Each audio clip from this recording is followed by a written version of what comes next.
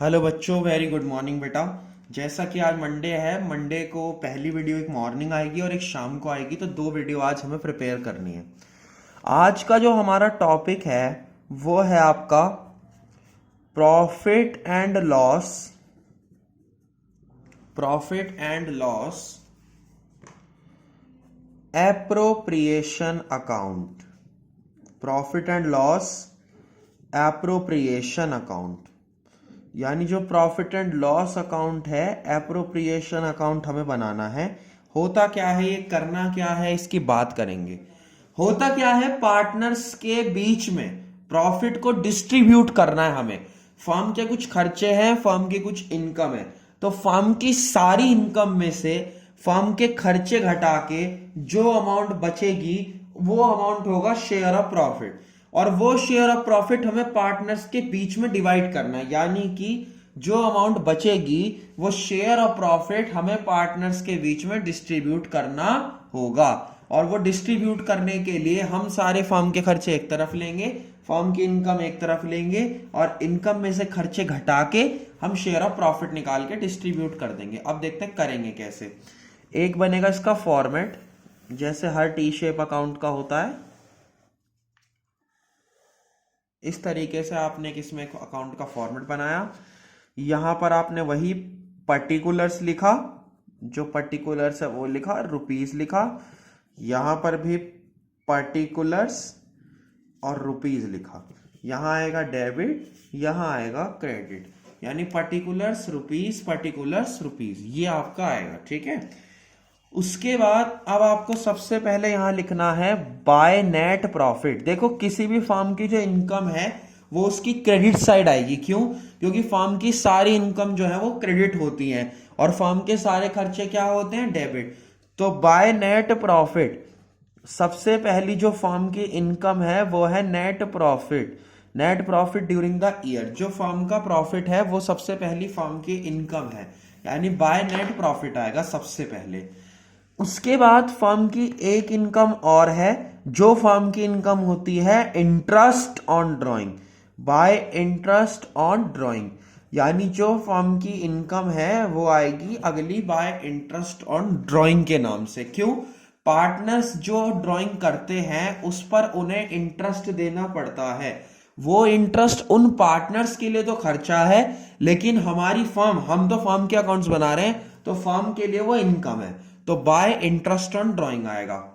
उसके बाद आप करोगे टोटल, क्रेडिट साइड का टोटल करोगे आप, यानी बाय इंटरेस्ट ऑन ड्राइंग लिख के ए और मान लो दो पार्टनर है, दोनों का इंटरेस्ट ऑन ड्राइंग टोटल करके आपने लिखा, और बाय ये सारी साइड आ गई, तो एक नेट प्रॉफिट इनकम बनी फर्म की और एक इनकम बनी इंटरेस्ट ऑन ड्राइंग। तो दोनों इनकम का आपने टोटल करा और टोटल आपने लिख लिया। इसके बाद सेम चीज आपने यहां पर टोटल करी, और अब आपको टू साइड में खर्चे डालने हैं। खर्चे कौन कौन से होते हैं फर्म के, देख लो। सबसे पहला जो खर्चा है फर्म का वो होता है आपका टू इंटरेस्ट ऑन कैपिटल। जो कैपिटल बिजनेस में लगाई गई है उस पे जो इंटरेस्ट चार्ज होगा वो होगा आपका खर्चा। खर्चा कैसे? ए और बी दोनों ने इंटरेस्ट ऑन कैपिटल लिया। कैसे? कोई पार्टनर बिजनेस में पैसा इन्वेस्ट करता है, कैपिटल इन्वेस्ट करता है, तो कैपिटल इन्वेस्ट करने पे सबसे पहला जो उसका खर्चा होता है वो होता है इंटरेस्ट। फर्म को उसे इंटरेस्ट देना पड़ता है जो कैपिटल उसने लगाई है। तो टू इंटरेस्ट ऑन कैपिटल आपका हमेशा एक्सपेंडिचर रहता है, वो एक्सपेंडिचर है।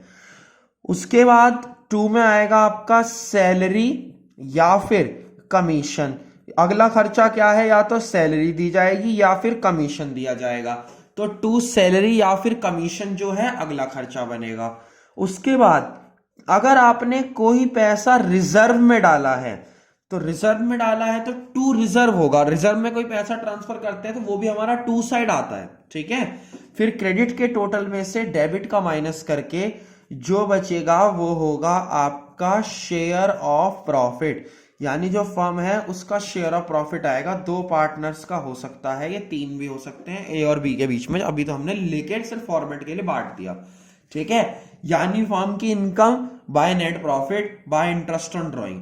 उसके बाद फर्म के खर्चे, interest on capital, salary, commission, कुछ रिजर्व में डाला है, जो बचेगा वो होगा आपका share of profit. Share of profit आपका निकल जाएगा, उसे आपको पार्टनर्स में डिस्ट्रीब्यूट करना है, बात खत्म। फिर ये वाला जो कॉन्सेप्ट है वो पूरा होगा। लेकिन इसके ऊपर कुछ बातें, यानी इस अकाउंट के ऊपर जो अकाउंट हम पढ़ रहे हैं, इस अकाउंट के ऊपर कुछ बातें हैं, वो बातें समझ लो क्या है। अगर आपको मैनेजर का कमीशन,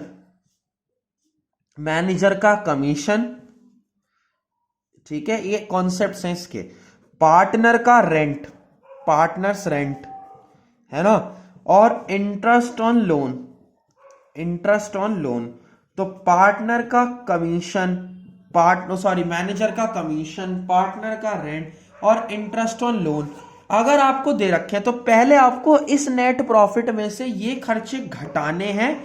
यानी इस तरीके से करना है, नेट प्रॉफिट में से जो पहले आपके खर्चे हैं वो आपको डिडक्ट करने हैं, आपको डिडक्ट करके फिर प्रॉफिट को लेना है। यानी जो नेट, मान लो यहां पर 1 लाख आता, लेकिन अब 1 लाख में मान लो पार्टनर का रेंट है 10,000, तो 1 लाख में से ये खर्चे घटा के, इन तीनों में से कोई भी खर्चा मिल जाए तो ये तीनों खर्चे घटा के आपको फिर लेना है। ऐसा क्यों कर रहे हैं? क्योंकि सिर्फ प्रॉफिट दे रखा है और प्रॉफिट में से खर्चे घटाने हैं, ये होते हैं चार्ज अगेंस्ट प्रॉफिट। तो जो पहले खर्चे हैं, ये खर्चे ना एक्चुअली में प्रॉफिट एंड लॉस अकाउंट के थे, यहां पर आ गए हैं, तो इन खर्चों को डिडक्ट करके फिर आपको नेट प्रॉफिट को लेना होगा। उसके बाद अगली बात, जो आपका रिजर्व है, रिजर्व को आपको 2 तरीके से बांटना होगा। जो रिजर्व होगा वो 2 तरीके से बटेगा। एक तो रिजर्व जो है, मतलब बटेगा कह रहा हूं, जाएगा, ट्रांसफर होगा। या तो रिजर्व ट्रांसफर होगा नेट प्रॉफिट का, यानी कि जो रिजर्व में पैसे डालने होंगे, ऐसे लिखा होगा 10% ऑफ नेट प्रॉफिट, तो कोई दिक्कत ही नहीं है। जो नेट प्रॉफिट दे रखा है उसका 10% आप रिजर्व में डाल दोगे, बात खत्म। लेकिन अगर आपसे बोलता है कि रिजर्व में डालना है डिविजिबल प्रॉफिट का, तो डिविजिबल प्रॉफिट का आपको डालना है, तो करना क्या होगा, देखो आप ना इधर का टोटल करोगे, यानी बाय साइड का टोटल करोगे, इसमें से 2 साइड के खर्चे घटा लोगे सारे, और रफ में एक अमाउंट निकाल लोगे। रफ में एक अमाउंट निकाल के होगा क्या, उस रफ में अमाउंट निकले हुए का आप जितने % बोल रहा होगा वो आप रिजर्व में डालोगे, ठीक है।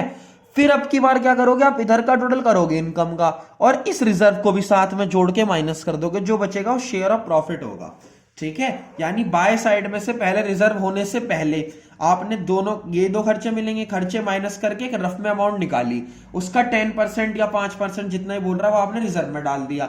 उसके बाद यहां का तो टोटल उतना ही है, लेकिन यहां पर एक एंट्री बढ़ गई रिजर्व नाम की, तो इधर के टोटल में से इधर का वो रिजर्व भी जोड़ के माइनस करके जो बचेगा वो होगा आपका share of profit.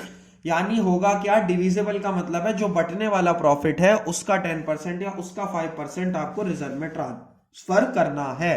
That's why आपको यूज करना होता है, क्लियर है। इस तरीके से ये होगा। उसके बाद कमीशन चाहे मैनेजर का हो, चाहे नॉर्मली जो हम यहां डाल रहे हैं पार्टनर का हो, दोनों में से किसी का भी कमीशन हो। अगर सिर्फ कमीशन बिफोर है तो कोई दिक्कत नहीं है, जितना प्रॉफिट है उसका रेट अपॉन 100 कर लो, उसका रेट अपॉन 100 कर लो, प्रॉफिट जितना है उसका रेट अपॉन 100 कर लो, कोई दिक्कत नहीं है। लेकिन कमीशन कभी भी आफ्टर चार्जिंग लिखा होता है तो profit into rate upon 100 plus rate करना है, profit into rate upon 100 plus rate करना है, ठीक है। यानी कमीशन अगर बिफोर लिखा है तो प्रॉफिट इंटू रेट अपॉन 100 हो जाएगा, और आफ्टर लिखा है तो profit into rate upon 100 plus rate हो जाएगा, क्लियर है बात। यानी कि कमीशन बिफोर भी हो सकता है और कमीशन आफ्टर भी हो सकता है, क्लियर है बात।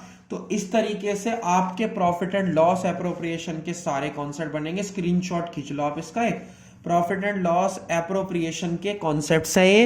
शाम को हम इसके क्वेश्चंस को स्टार्ट कर देंगे, ठीक है बेटा। Thank you so much.